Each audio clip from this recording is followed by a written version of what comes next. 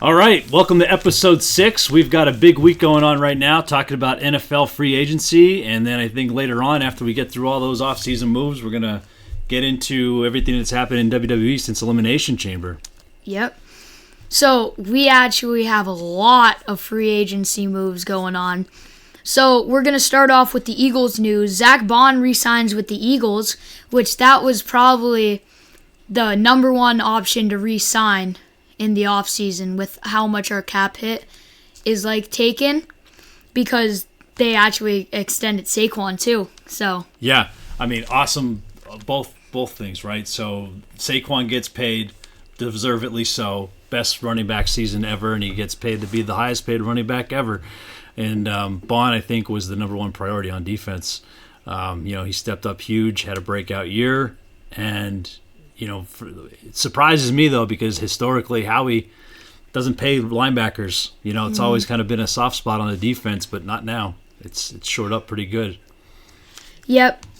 So, unfortunately, we couldn't bulk up that defensive line with Myles Garrett re-signing with the Browns for a record deal, which I think he couldn't pass up because I don't think anybody would have beat the Browns offer. No, they basically gave him an offer he couldn't refuse. As nice as it would have been to see him on the line with the Eagles, I think I mentioned the last episode I was concerned about giving up too much for him, and seeing the deal that he got it's unrealistic for him to have been paid that in Philly. There's way too many other young guys that are going to be due for contracts over the next couple of years. The deal that they gave him, I don't even think we have enough cap room for that.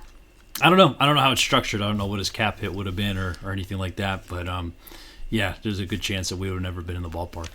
Yeah, so the Raiders re-signed Max Crosby, too. So we can't get him, but I don't think we could have gotten him anyway. I'm not so sure that any of those guys were ever really on the... Well, Garrett, I think, was definitely on the trade block. Mm-hmm. But I don't know if anybody else was, like Crosby. Yeah, maybe. But at the end of the day, those types of impact players, it's very rare for them to change teams, like Saquon did. Not everybody's as goofy as the Giants to let a player like that go. Yeah, this is interesting. Geno Smith got traded to the Raiders, which reunites him with Pete Carroll. Yeah, that's puts interesting. Puts him with a familiar face. Raiders are making some moves. Should be interesting to see what they do there. I'm intrigued by the Raiders. Out of all the teams that made the coaching changes, I'm most intrigued by the Raiders to see what they end up doing. Yeah. So the Seahawks actually released Tyler Lockett after they traded Geno Smith away, which I think he could have been valuable for at least one more year, but he's old and stuff. I get it, but it's Tyler Lockett. He's always been good his whole career. Yeah, he's been solid, and I mean, it's not like he lost a lot last year. Mm-hmm. He'll end up signing somewhere. Yeah, and probably a 1 or 2 year deal and contribute somewhere that could use a veteran presence. As like a number 2, number 3 wide receiver. Yeah, for sure. Yep. So, and the Chiefs re-signed Nick Bolton, so to get their linebacker room decent. Yeah, I don't think anyone would have thought he would go elsewhere. Yeah. Not surprised there by him staying. Yep, and the Lions released Zadarius Smith after just trading him about 6 months ago. Yeah, that was interesting. I mean, I can't remember off the top of my head. I don't know if they ever gave him a new deal after they traded for him. Probably not if they just released him. So it's probably just kind of like a rental type deal. Yeah. Who knows where he ends up? I don't think it was that big of a trade when it happened anyway. So. Yeah. Yeah. I think they just needed to get some depth on the line after Hutchinson went down. Yeah. I want to see what's the most impactful move out of these so far that we've went over. Out of the ones we talked about so far, Geno Smith to the Raiders. I mean, you're talking about changing your starting quarterback and locking in someone with a deal too that's going to be there for at least the next couple of years as a starter. So, like I said, I'm very intrigued by the Raiders and what they've done so far, and should be interesting. Same with me. Or the Browns re-signing Garrett is a big move for them because Garrett's just like a top 2 defensive end in the league. So that's impactful too. Yeah.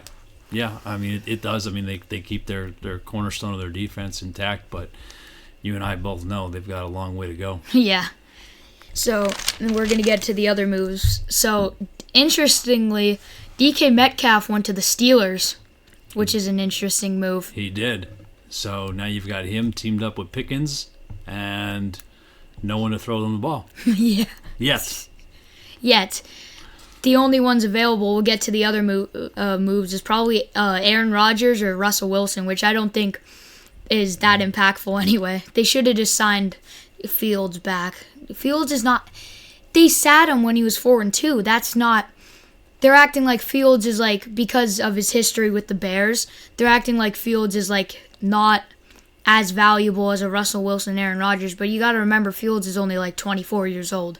Yeah, so he ended up going to the Jets, but I'm not sure why they didn't just stick with him. Mm-hmm. Like you said, he was winning when he was in there earlier in the season last year, and I just feel like he's never been given a fair shake.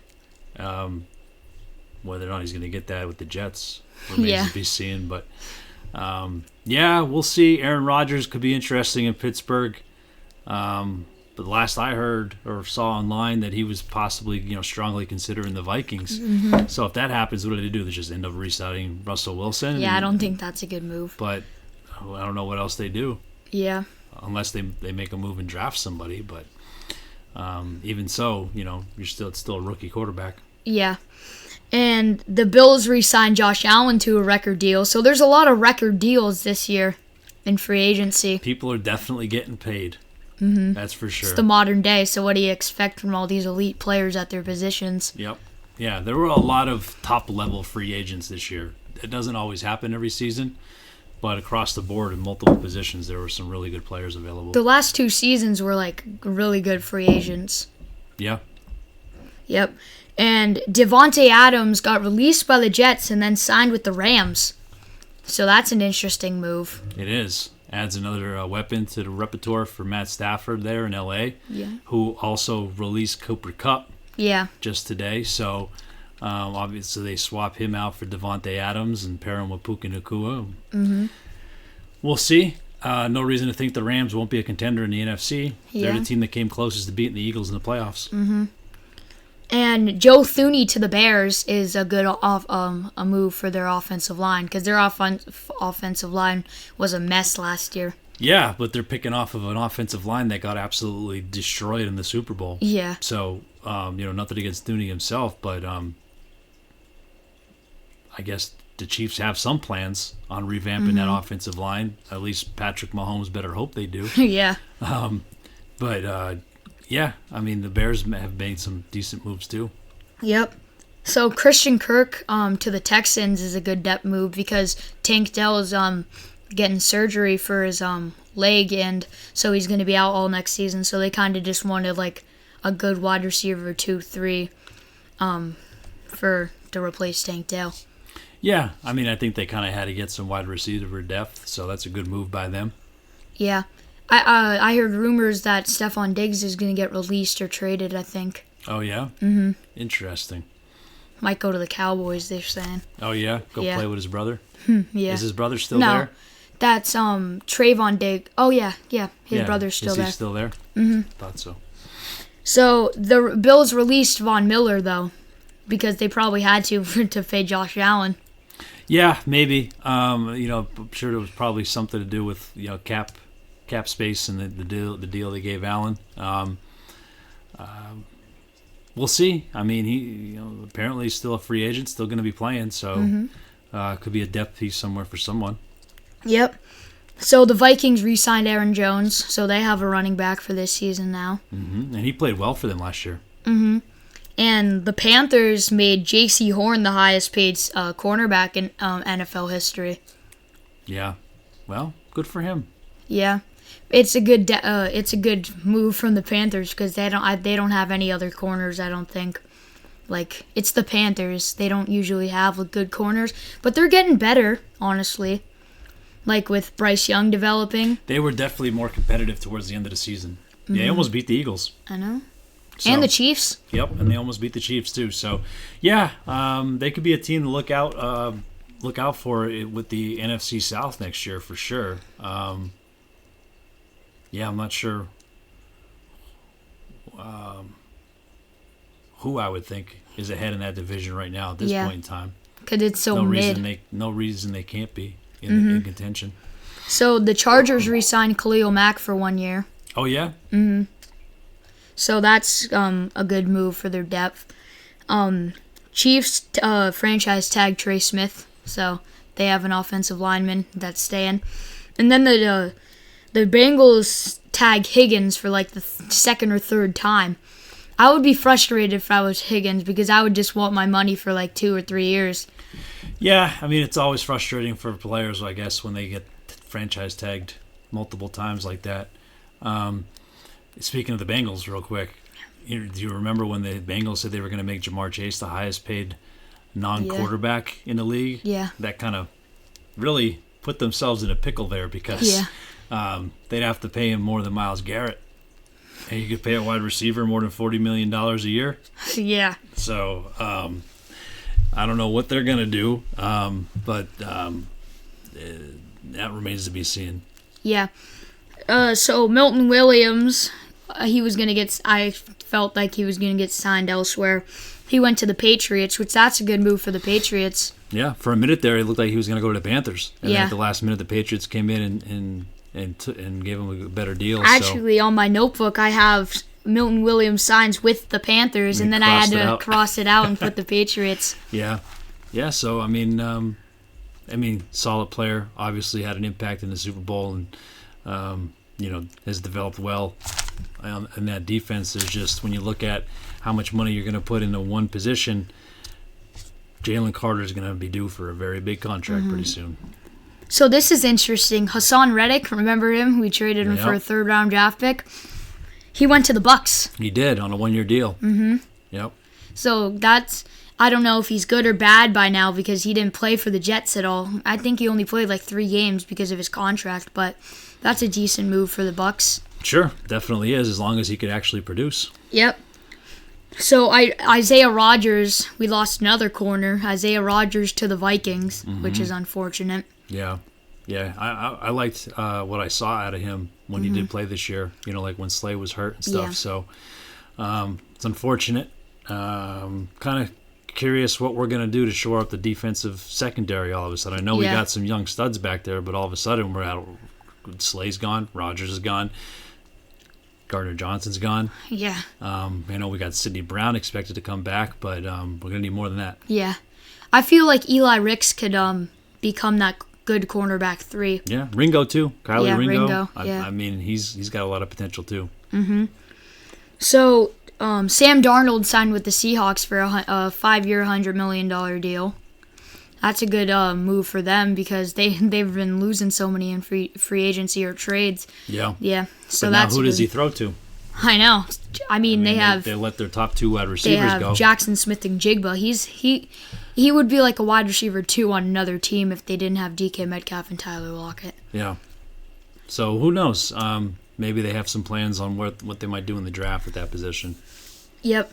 So Darius Slay went to the Steelers, which I'm a fan of the Steelers, but I obviously like the Eagles way more. But that's unfortunate. He was like a top 10 Eagles corner of all time. So that's unfortunate because he's a fan favorite too. It's not like... Yeah, and he's probably only playing 1 more year. Yeah. So it's too bad he couldn't stick around for 1 more year and close it out in Philly. But, yeah, I mean, he's with Pittsburgh, and I think it's a good move for Pittsburgh too, who's been very active, obviously. Yeah. So cool to see that happening. Yep. So the Commanders actually got Laramie Tunsil from the Texans. So that's a good move. It's unfortunate the Commanders are getting all these players. Yeah, that's another team. They've been very active, re-signing people, getting some new people in the door. Obviously, they feel like they're right there to contend for the division and maybe even the NFC. So can't blame them one bit for making the moves they're making. They're going to be tough this year, for sure. Mm-hmm. Dre Greenlaw from the 49ers went to the Broncos. I saw that. I don't know what the 49ers are doing with their roster. That Broncos defense was already really good this year. Yeah. Now you're going to add a solid veteran and they got linebacker. Hufunga from the Niners too for their linebacker. Yeah. So, I don't know. I honestly don't know what the 49ers are doing with their defense and offense. They might not either. I know. We'll see. Yeah. More so the Broncos defense, less so the Niners. I think that Broncos defense is going to be. They were like the number 1 scoring defense last season. Yeah, they're going to be really tough. So the Colts actually got Travarius Ward from the Niners too. So that's a good corner piece for them. And Najee Harris went to the Chargers. So that's going to be a good running back room with the speed of J.K. Dobbins and the power of Najee. Yeah, it is interesting, right? So, they should definitely have a solid running game for sure. And I'm sure you're going to mention it, but I'll bring it up now. With Najee leaving Pittsburgh, they pick up Gainwell. Yeah. So it is what it is. Another Eagle becomes a Steeler, but he's had a solid career so far with the Eagles, and nice to see him get a nice contract. Who'd you say we signed for a backup running back? A.J. Dillon. A.J. Dillon, yeah. He sat out last year because of a neck injury. He's power too. Yeah, he'll be a good third down back for Saquon to have a break. Between him, Barkley, and Shipley, that's a pretty solid. And there's rumors that Boston Scott's going to come back. Yeah. Mm-hmm. Well, we'll see.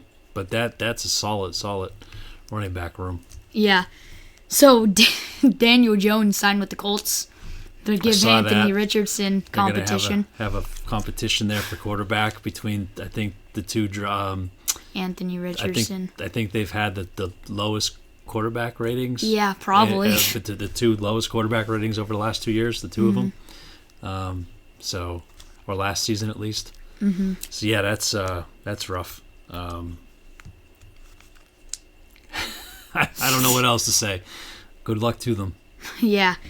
And to close out the free agency for now, DeAndre Hopkins went to the Ravens, so that's a good move. But even everybody's saying he's ring chasing now because he's going to all these good teams. He is, but it's kind of been a pattern that the Ravens take older wide receivers who are in the twilight of their careers. Yeah, OBJ and OBJ. Steve Smith did it. He's not the only one. So, obviously, there's a role for him there in Baltimore. Hopefully, he has a good year. Yep. So we're gonna get to the WWE side of things. Okay. Kicks Raw after Elimination Chamber off good in the main event. Io Sky surprisingly beat Rhea Ripley for the World Heavyweight title. Yeah, so I can't believe that. I know in the last episode we talked about not knowing when that match was going to happen. Totally missed that it was announced to be on Raw. Yeah, that caught me off guard too. So now she's the world champ going in the WrestleMania. But now with the most recent Raw 2 days ago, I think they're trying to set up a triple threat now. It seems that way. Mm-hmm. Yeah, it does, which would be an awesome match if they do it. Yeah, but I feel like they ruined the dream match between Rhea Ripley and Bianca Belair. No discredit to Io Sky, but I feel like she's the odd man out because she's the high flyer and they're the powerhouses and stuff. Yeah. Who knows? It could still change. There's a lot of time between now and WrestleMania. Maybe Rhea ends up winning it back or something, or maybe Bianca gets her shot earlier. And then Jade Cargill maybe turns on Bianca. Who knows? Speaking of that, I think there's more to do with that story than what we know so far. Yeah. And on the most recent Raw episode during the steel cage match, I think Roman Reigns just came out of nowhere and just attacked CM Punk and Seth Rollins. So it seems like they're setting up a triple threat there. Yeah, a lot of triple threats being set up. Huh? Yeah. So it's weird to have a triple threat match with no title on the line. I always think that's weird to have a triple threat grudge match. Especially with all that talent and star power in there. Yeah, because one of the things about a triple threat match is the champion can lose without being pinned. Yeah. So, still, you got three of the biggest superstars ever Yeah, in a probably, match. yeah. So it's going to be an awesome match if they do that way. Yeah, was fun. That was a great cage match. Mm-hmm. It really was. So, and then we're going to get into the SmackDown that we were at, which was pretty fun. That was a good show. Mm-hmm. That was a good show to be at. I had a good time. I know you and your brother had a good time. Got to see LA Knight win the U.S. title back. Yep. Which I think it's going to be LA Knight versus like an AJ Styles again at WrestleMania, maybe. Or I think AJ Styles on Raw now, isn't he? He is, and he's feuding with Logan Paul. Mm-hmm. So I think maybe triple threat between Braun Breaker, AJ Styles, and Logan Paul for the Intercontinental. Maybe. I think the U.S. title is like primed to be like that multi-man ladder match or something like that. Yeah. At this year's WrestleMania. I feel like every WrestleMania has at least one ladder match. Oh yeah, yeah. It's kind of a staple now at this point. Last year's WrestleMania ladder match for the tag team titles was a really good ladder match, unexpected. That was cool. Yep. And Naomi admits that she attacked Jade. How about that? Mm-hmm.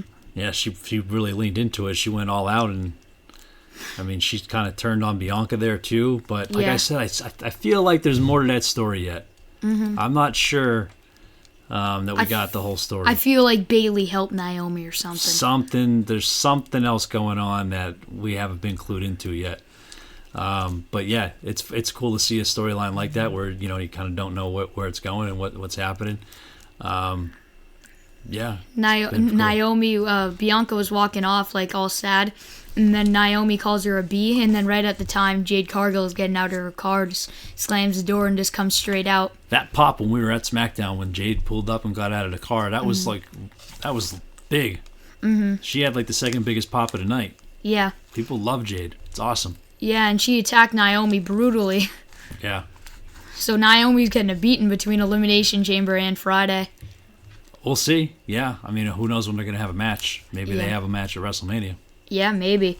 And then Randy Orton returns to SmackDown and just goes off on John Cena and Kevin Owens. He did. That was pretty funny. That was funny. That was a fun way to open the show. His pop was pretty big too. It was. He couldn't even talk. I feel like it was unexpected though, because I feel like he thought nobody was gonna chant, and then it just kept going, Randy. It was cool. It was. Yeah, that was a great show. Yep. I feel to close things out, I feel like they could have done the Cody segment a little more, better. Yeah. Mm-hmm. What did you feel like it was missing? I feel like what was missing is a John Cena message or something hints or something it was just to me it was confusing that Cody just talked. I don't know. It was just I feel like every other Cody segment is more pop and stuff, but it felt weird like that one. Yeah. So. Okay. Yeah, you said that too at the show. Mm-hmm. I think obviously there's more to come with that. Yeah. Obviously. I think it'd be funny if Cena showed up via satellite like Hollywood Rock used to do back in the day because he was too good to be there. Yeah. Yeah, I'm intrigued to see. I want to see what Cena's gonna be like as a heel. I'm really excited to see how that's gonna play out. They were showing I think it was a Make-A-Wish Foundation sponsor, and John Cena showed up on it, and everybody was booing. It was hilarious. That's pretty funny. And they showed the flashback Elimination Chamber about 10 times. Mm-hmm. Yeah, we saw that a lot Friday night. Mm-hmm. Even when the cameras weren't rolling. Yeah. They were showing it every commercial break. I know. It was funny. Cool. Anything else you got there? Not really. All right, cool. Well, good episode, and thanks for joining us. We'll see everybody later.